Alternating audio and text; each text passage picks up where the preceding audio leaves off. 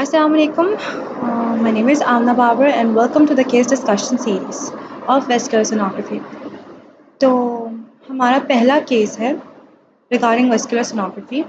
Case पे जाने से पहले केस डिस्कशन के कुछ एटिकेट्स, कुछ डेकोरम्स आपको बताना बहुत ज़रूरी है। जब भी आप कोई क्लिनिकल केस सिनेरियो की तरफ जाएं तो इट्स वेरी इंपॉर्टेंट कि आप उसकी हिस्ट्री को अच्छी तरह से पढ़ लें। हाँ जी, जो इम्पोर्टेंट डेकोरम है क्लिनिकल केस सिनेरियो का वो ये होता है कि आपको जो क्लिनिकल केस सिनेरियोज़ होते हैं वो पढ़ना ज़्यादा इम्पोर्टेंट होता है क्योंकि वो आपके प्रैक्टिकल एग्ज़ाम्स में आते हैं। वो आप कोई भी लाइसेंस टेस्ट है उसके अंदर आते हैं। वो कोई क्लिनिकल टेस्ट हो आपका तो सिनेरियो की शक्ल में आपके पास आते रहते हैं। तो इनको क्रैक करने का जो बेसिक रूल है वो हमेशा है कि आपने उसके पेशेंट की केस हिस्ट्री को अच्छी तरह से पढ़ना है और समझना है और केस हिस्ट्री को 3 हिस्सों में डिवाइड करना है। पहली केस हिस्ट्री जो 3 जो हिस्से होते हैं उसमें सबसे पहला हिस्सा ये है कि एज और जेंडर, पेशेंट मेल है कि फीमेल है और पेशेंट की एज क्या है। क्योंकि जैसे कि आप जानते हैं बहुत सारे डिजीज़ेस हमारे बॉडी के अंदर प्रिवेल करती है और हर डिज़ीज़ का अलग एक स्पेक्ट्रा होता है। कुछ डिजीज़ेज़ है जो बहुत कॉमनली देखी जाती हैं मेल्स में, कुछ डिजीज़ेज़ है जो बहुत कॉमनली देखी जाती है फीमेल्स में, कुछ गायनेकोलॉजिकल डिजीज़ेज़ होती हैं, कुछ जर्नल डिजीज़ेज़ होती हैं और कुछ डिजीज़ेज़ होती हैं जो कि प्रिवेल करती हैं या पेशेंट के अंदर पाई जाती है क्योंकि ओल्ड एज फैक्टर बीच में आता है। दूसरा पार्ट जो होता है किसी भी केस सिनेरियो का वो होता है उसके क्लिनिकल फाइंडिंग्स।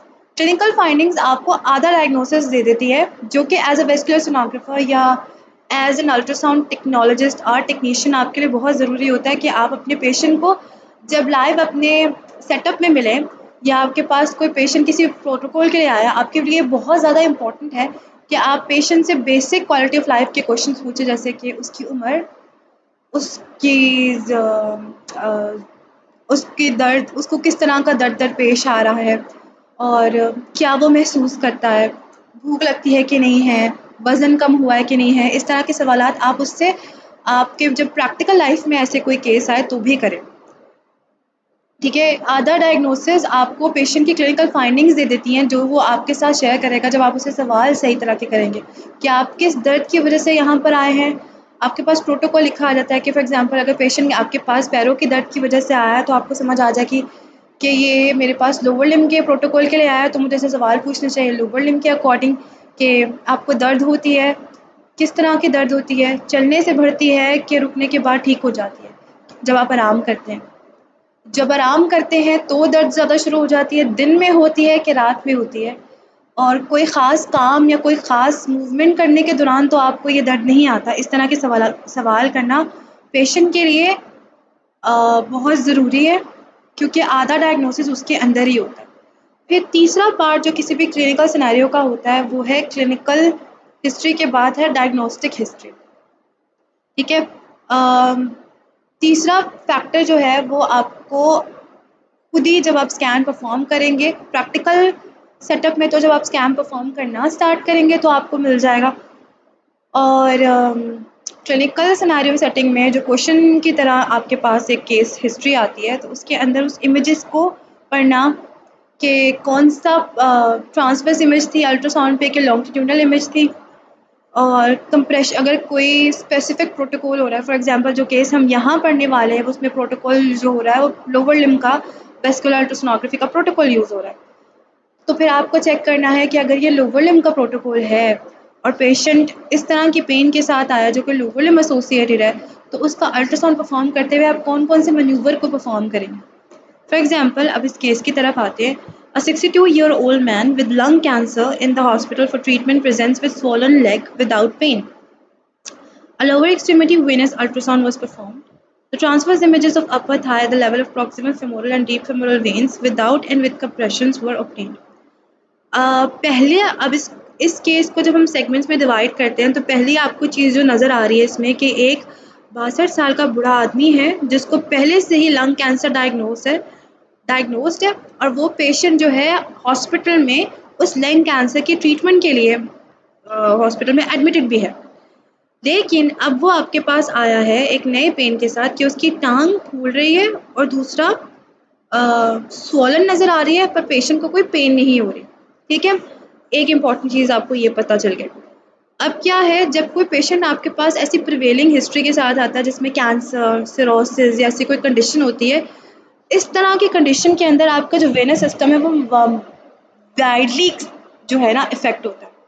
तो बहुत ज़्यादा चांसेस होते हैं कि उसके अंदर थ्रोम्बस बन जाए, वो थ्रोम्बस जो पूरे वेनस चैनल की तरफ जाए, ठीक है, क्योंकि पूरे वेन्स आपस में बॉडी के कनेक्टेड होती है, तो there are more likely chances कि ये ऑलरेडी बीमार पेशेंट है, स्पेशली इस तरह की पैथोलॉजी के साथ, तो ये चीज़ों का उसके साथ इफेक्ट होना बहुत ज़रूरी है। अब वो कह रहे हैं कि हमने उसके अपर थाई का जब अल्ट्रासाउंड स्कैन किया और हमने ट्रांसफर्स इमेज ली फेमोरल, प्रॉक्सिमल फेमोरल और डीप फेमोरल वेन्स की विदाउट और विद कंप्रेशन हमने की। अब मैं आपको इमेजेस दिखाती हूँ, ठीक है, ये वो इमेजेस हैं विद और विदाउट कंप्रेशन, ठीक है। अब आप यहाँ पर देखें, यहाँ पर देखने से पहले एक बहुत ज़्यादा इम्पॉर्टेंट बात जो मैं आपको लोअर लिम्ब के प्रोटोकॉल के बारे में बता दूँ।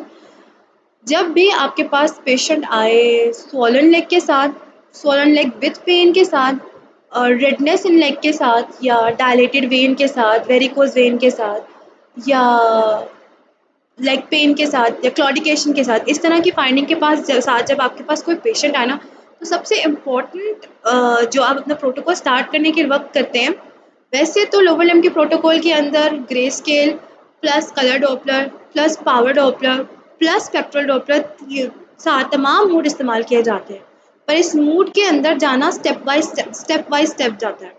जैसे इसका पहला स्टेप हमेशा ग्रे स्केल सोनोग्राफी होता है, और ग्रे स्केल सोनोग्राफी सबसे पहला हिंट देता है आपको कि अगर तो पेशेंट जो आपके पास प्रेजेंट कर रहा है उसके अंदर कोई पैथोलॉजी है कि नहीं। कैसे देता है?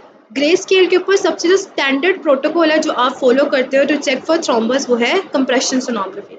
ये हमेशा हम ट्रांसवर्सली देते हैं। फॉर एग्जांपल अब यहाँ पे देखें, ये एक वेन नज़र आ रही है, डीप फेमोरल वेन, और ये एक आपको सुपरफिशियल प्रॉक्सिमल सुपरफिशियल वेन नज़र आ रही है। अब ये है विदाउट कंप्रेशन, ठीक है। क्या करते हैं, जब हम लोअर लिम्ब का प्रोटोकॉल स्टार्ट करते हैं तो हम कंप्रेशन टेक्निक करते हैं। जिस पार्ट में, फॉर एग्जांपल मुझे फेमोरल वेन लोकेट कर ली मैंने, तो अब मैं कंप्रेस करूँगी अपने ट्रांसड्यूसर से ही रखकर, ट्रांसड्यूसर को ही उसके ऊपर कंप्रेस करूँगी।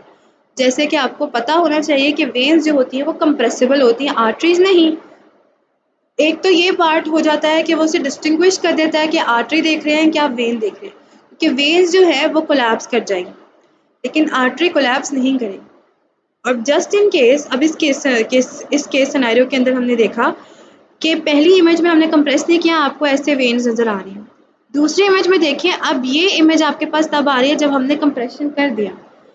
अब टेक्निकली वो वेन जिसके अंदर कोई थ्रोम्बस लोकेट ना करता हो, इसके अंदर विद कंप्रेशन आपके पास ये आराम से कोलैप्स कर देनी चाहिए, इसका ल्यूमेन आपको नज़र नहीं आना चाहिए। लेकिन क्योंकि इसके अंदर थ्रोम्बस की इंडिकेशन आ रही है, तो आप देख सकते हैं दोनों जहाँ पे ए पॉइंट हुआ हुआ है, ये दोनों वेन्स दिखा रहे हैं इसका ल्यूमेन कोलैप्स नहीं हुआ और ये अभी तक कंप्रेस नहीं हुई है। अगर तो वेन आपको इनकम्प्रेसिबिलिटी दिखाए कंप्रेशन सोनोग्राफी के टाइम ग्रे स्केल के ऊपर, तो ये चीज़ सजेस्ट करती है कि वहाँ पर थ्रोम्बस है। अब आप यहाँ देखिए, अगर हम देखते हैं इस तरह तो हमें ऐसा लगता नहीं है, इसको as an simple grey scale में विदाउट कंप्रेशन सोनोग्राफी देख के हमें लगता नहीं है कि यहाँ पर कोई थ्रोम्बस होगा। लेकिन जब हम कंप्रेशन सोनोग्राफी करते हैं और वेन्स कोलैप्स नहीं करती, तो इंडिकेट करती है थ्रोम्बस है। अब थ्रोम्बस के भी 4 लेवल्स ऑफ इकोजेनिसिटी होते हैं, वो मैं नेक्स्ट वीडियो में आपको बताऊंगी कि सॉफ्ट थ्रोम्बस या हाइपोइकोइक थ्रोम्बस कौन से होते हैं जो कि हमें नज़र नहीं आते, लेकिन कंप्रेशन सोनोग्राफी में पॉजिटिव साइन इंडिकेट करते हैं जब वेन्स जो है कंप्रेशन के टाइम पर, ट्रांसड्यूसर कंप्रेशन के टाइम पर कंप्रेस नहीं होती।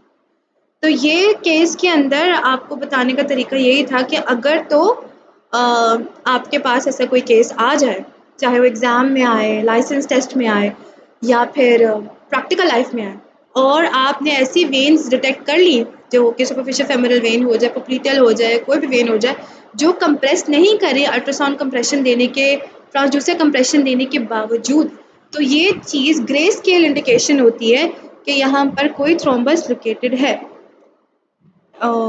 तो ये केस सिर्फ इतना ही था। Thank you so much for listening. I'll come back with another case.